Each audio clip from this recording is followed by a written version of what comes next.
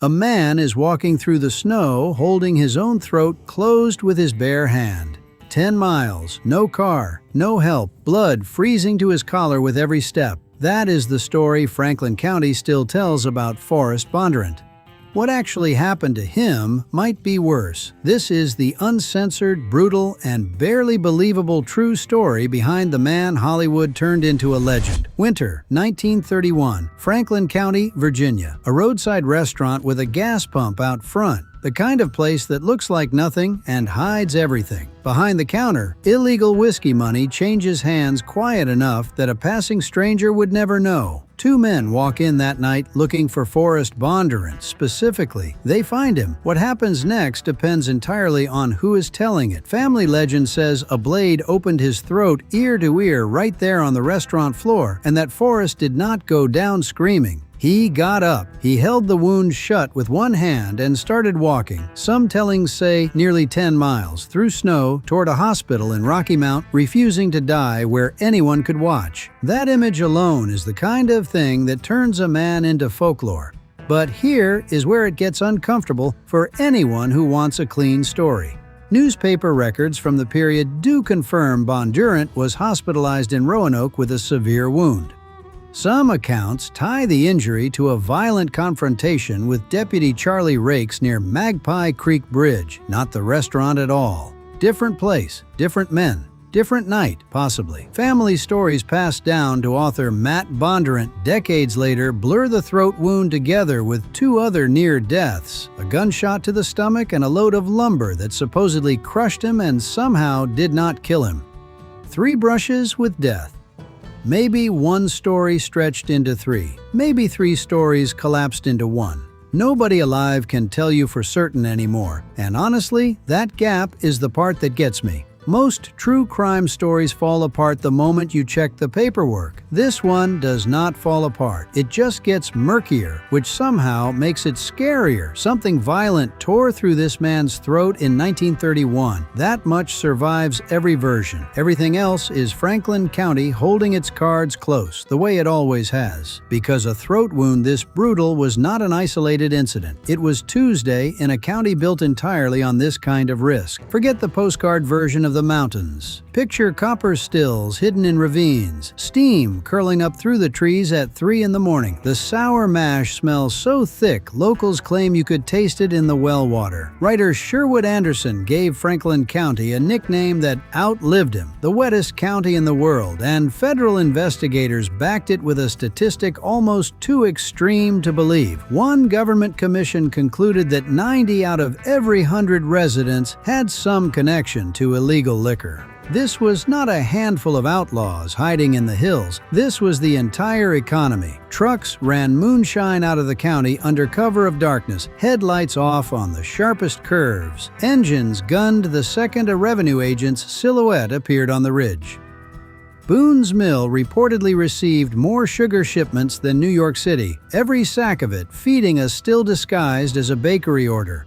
Where that much illegal money moves, blood follows. Deputies and federal marshals raided stills constantly, and nobody handed over a still without a fight. Guns were common, beatings were common, and the corruption went so deep that by 1935, a federal grand jury indicted 34 people, including the county's own Commonwealth's attorney and multiple sheriff's deputies, for running a protection racket that let the biggest operators work almost untouched while smaller men took the fall. Every man in that business woke up under the same 2 possibilities: prison or a ditch. No third option. This was the air Forrest breathed every single day. Not constant shootouts, but something worse in a way. A low grinding pressure where any transaction could turn violent, and the badge across the table might be the most dangerous man in the room. Hollywood took this same world and had to decide what to keep and what to cut for the screen. What they cut says almost as much as what they kept. 2012, Lawless hits theaters.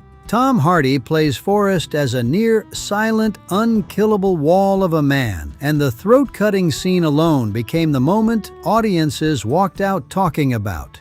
The gunfights are constant. The violence is relentless and stylized. It plays like a backwoods Godfather. And it works. The record actually backs up more of it than you'd expect. Forrest was genuinely hospitalized with a severe throat wound. Family accounts consistently place him surviving multiple violent encounters across his life. That much is not invention. What got heavily dramatized is the shape of it. The film compresses scattered, uncertain, decades-old incidents into one tight cinematic timeline, turning Forrest into a man who survives back-to-back violent set pieces like a folk hero walking through gunfire untouched.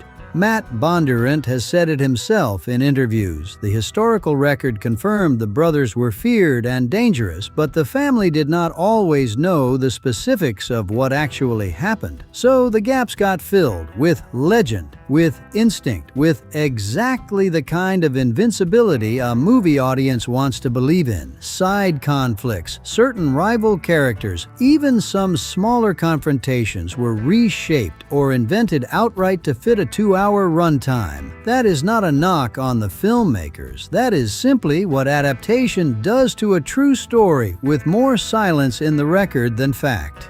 My honest read on this, and you can push back if you disagree, I do not think Hollywood exaggerated Forrest to make him more impressive. I think they exaggerated him because the real record, fragmented and contradictory and full of holes, was too uncomfortable to put on screen exactly as it survives. Audiences want a hero who cannot die.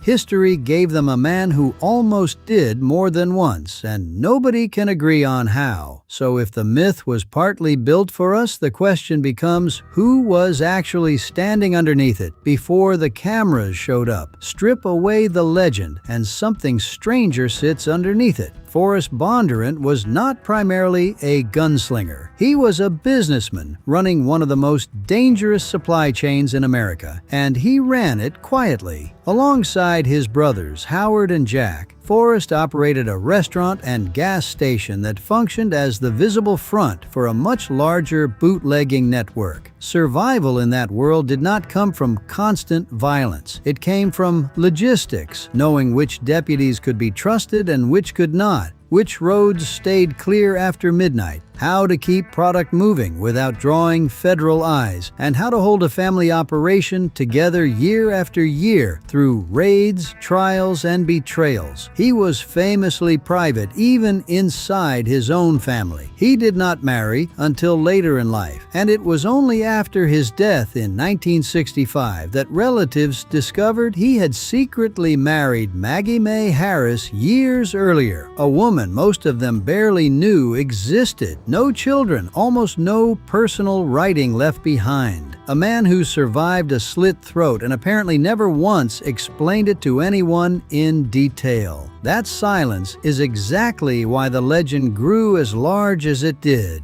A quiet, hard, unreadable man who should have died and did not is precisely the kind of figure people build folklore around, because every gap he left behind gets filled in by someone else's story. So what is Forrest Bondurant really? 4 different things stacked on top of each other. Fragmented court documents and hospital records that confirm real violence, but not always its exact shape. Decades of family stories, sharpened with every kitchen table retelling. Matt Bondurant's novel, fiction built carefully on real bones, and Tom Hardy's face on a movie screen, the version most of the world now sees first when his name comes up. We will probably never fully separate the man from the myth, and that is the part that should unsettle you most. What we do know is enough on its own. Something opened this man's throat. Something put a bullet in his stomach. He lived in a county where the law was for sale and violence was just the cost of doing business, and he built something out of it that outlasted almost everyone who tried to stop him. The snow walk, the total invincibility, the idea that nothing on earth could put him down. That part lives in the space between fact and family pride, exactly where every great American legend eventually settles, and exactly where Forrest Bondurant still stands